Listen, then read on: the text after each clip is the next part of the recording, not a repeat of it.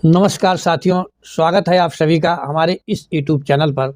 आज हम बात करते हैं सदियों से गहरे प्रश्न की, जिसका उत्तर ढूंढने के लिए बहुत सारी किताबें लिखी गईं। आखिर वो प्रश्न है, क्या नास्तिक कभी सफल हो सकते हैं या नास्तिक कभी सफल नहीं होंगे। तो सबसे पहले नास्तिक क्या है, नास्तिकता कैसे आती है, कौन कौन नास्तिक हुए हैं और एक व्यक्ति नास्तिक कब बनता है, नास्तिक होना चाहिए या नहीं, ये सारी जानकारी हम आपको इस छोटे से वीडियो में देने का प्रयास करेंगे। तो जुड़े रहिए हमारे साथ। यदि इस चैनल पर नए हैं तो सब्सक्राइब करें और आनंद लीजिए इस पूरी कहानी का कि आखिर नास्तिकता क्यों, कैसे होनी चाहिए या नहीं होनी चाहिए। तो साथियों, दुनिया में दो तरह के लोग हैं। एक वह जो कहते हैं भगवान की मर्जी के बिना पत्ता भी नहीं हिलता, और दूसरे वो जो कहते हैं पत्ता हवा के कारण हिलता है, भगवान के कारण नहीं।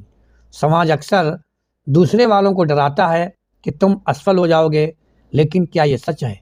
क्या इतिहास के पन्ने उन लोगों की कामयाबी से नहीं भरे पड़े हैं जिन्हें समाज ने नास्तिक कहकर पुकारा, दुदकारा और उनको बेइज्जत किया, या एक शब्द में कहें तो उनका कभी समर्थन नहीं किया, उनका कभी सहयोग नहीं किया। तो हमें अब हकीकत जाननी पड़ेगी कि आखिर ये टकराव क्यों है और नास्तिक सफल होते या नहीं होते। तो सबसे पहले हम देखते हैं समाज की धारणा। हमारा समाज नास्तिकता को एक श्राप की तरह देखता है। धारणा यह है कि अगर भगवान का डर नहीं होगा तो इंसान जानवर बन जाएगा, लेकिन आंकड़े कुछ और कहते हैं। अगर हम दुनिया के सबसे खुशहाल और विकसित देशों को देखें, जैसे डेनमार्क, स्वीडन और नॉर्वे, तो वहाँ की 60% से ज़्यादा आबादी नास्तिक या अधर्मी है। वहीं जिन देशों में धर्म के नाम पर सबसे ज़्यादा कट्टरता है, वहाँ गरीबी और अशांति सबसे ज़्यादा है। तो क्या सफलता का संबंध मंदिर की भीड़ से है या वैज्ञानिक सोच से है? सवाल उठता है, क्या वो लोग सफल हैं जो भक्त टाइप के हैं, या वो लोग सफल हैं जो विज्ञान से जुड़े हुए हैं, या जिन्हें समाज नास्तिक कह करके टाल देता है। तो आओ सबसे पहले हम जानते हैं महापुरुषों के विचार। इसमें पहला विचार आता है ओशो। ओशो ने एक बहुत कमाल की बात कही थी, ईश्वर एक सुरक्षा कवच है जो कमज़ोर इंसान ने अपने डर को छिपाने के लिए बनाया है। ओशो खुद एक मिसाल थे। उन्होंने किसी पुराने ढर्रे को नहीं माना, फिर भी एक ऐसा साम्राज्य खड़ा किया जिसकी गूंज आज भी पूरी दुनिया में है। उन्होंने सिखाया कि सफलता बाहर किसी को खुश करने से नहीं, भीतर जागने में है। अर्थात ओशो ने एक लाइन में अपना संदेश दे दिया था कि हम जब जाग जाते हैं फिर हम सफल हो जाते हैं, ना कि आस्तिक बनने से या नास्तिक बनने से। अब दूसरे नंबर पर हम बात करते हैं जे कृष्णमूर्ति की। जे कृष्णमूर्ति ने जब थियोसॉफिकल सोसाइटी द्वारा दी गई गद्दी को लात मारी तो दुनिया दंग रह गई। उन्होंने कहा, सत्य तक कोई रास्ता नहीं जाता। उन्होंने साबित किया कि एक इंसान बिना किसी पंथ या भगवान के भी दुनिया का सबसे सम्मानित विचारक बन सकता है। अर्थात उस सत्य को पाया जा सकता है जो वो जानना चाहता है, वह जिसे पाना चाहता है। तीसरे महापुरुष की बात हम करें तो हमारे सामने है भगत सिंह का उदाहरण। जब भगत सिंह जेल में थे, उनके एक साथी ने उनसे कहा था, अंतिम समय में तो ईश्वर को याद कर लो।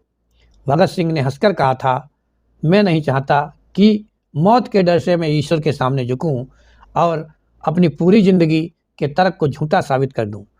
क्या दुनिया उन्हें असफल मानती है? नहीं।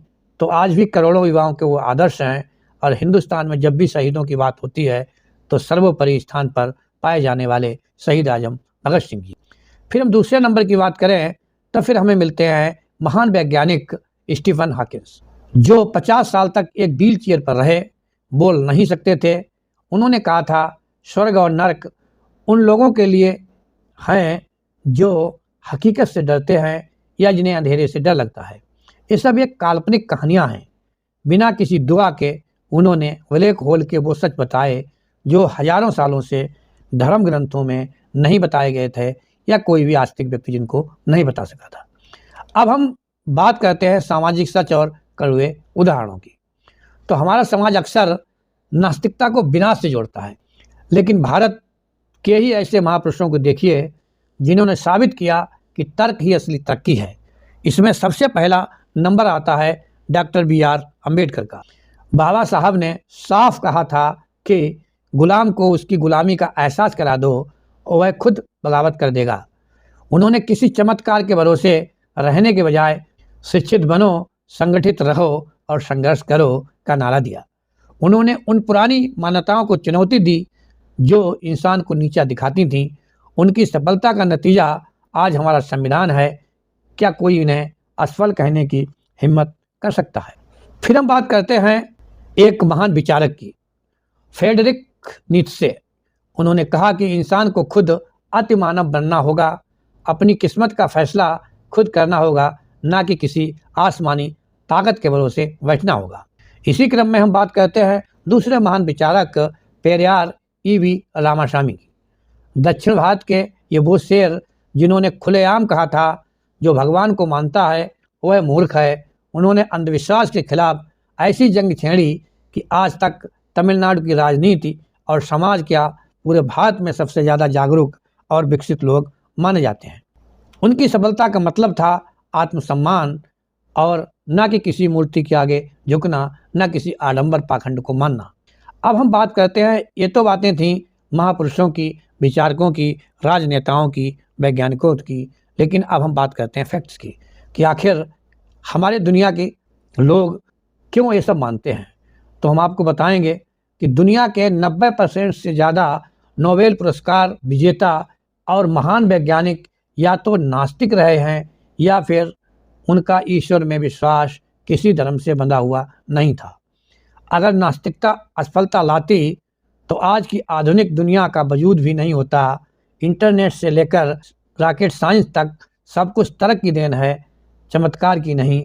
अर्थात आज हमारे आस पड़ोस जो भी पर्यावरण बन रहा है वो सब विज्ञान की देन है, तर्क की देन है और उन लोगों की देन है जिन्होंने अपने जीवन को तर्क को अपनाया और तरक्की की। फिर हम बात करते हैं, क्या आस्तिक होना गलत है? फिर यहीं से सवाल पैदा होता है कि इतनी सारी सफलताएं तो नास्तिकों के नाम हैं, फिर क्या आस्तिक होना गलत है या वो सारे के सारे लोग गलत हैं जो अपने को आस्तिक कहते हैं? लेकिन इसमें असली बात यह है, आस्तिकता एक भरोसा है और नास्तिकता एक खोज। एक आस्तिक इंसान को जब असफलता मिलती है तो वो ये सोच कर समझ जाता है कि ईश्वर की कुछ और मर्जी होगी, ये उसे मानसिक सहारा देता है। वहीं एक नास्तिक इंसान जब असफल होता है तो वह अपनी गलतियों का विश्लेषण करता है और खुद को सुधारता है और अपने प्रयास को अधिक तेज करने का प्रयास करता है। कामयाबी इस बात से तय नहीं होती है कि आप सिर कहाँ झुकाते हैं, बल्कि इस बात से तय होती है कि आप मुश्किल समय में खड़े कैसे होते हैं। इसका सीधा निष्कर्ष ये है कि अगर आप नास्तिक होकर भी ईमानदार और मेहनती हैं तो आप दुनिया जीत सकते हैं, और अगर आप आस्तिक होकर भी सिर्फ चमत्कार के भरोसे बैठे हैं तो आप हारेंगे ही हारेंगे, क्योंकि अंत में कर्म ही सबसे बड़ा धर्म है। इसलिए आपको क्या लगता है साथियों, आस्तिक सही है नास्तिक?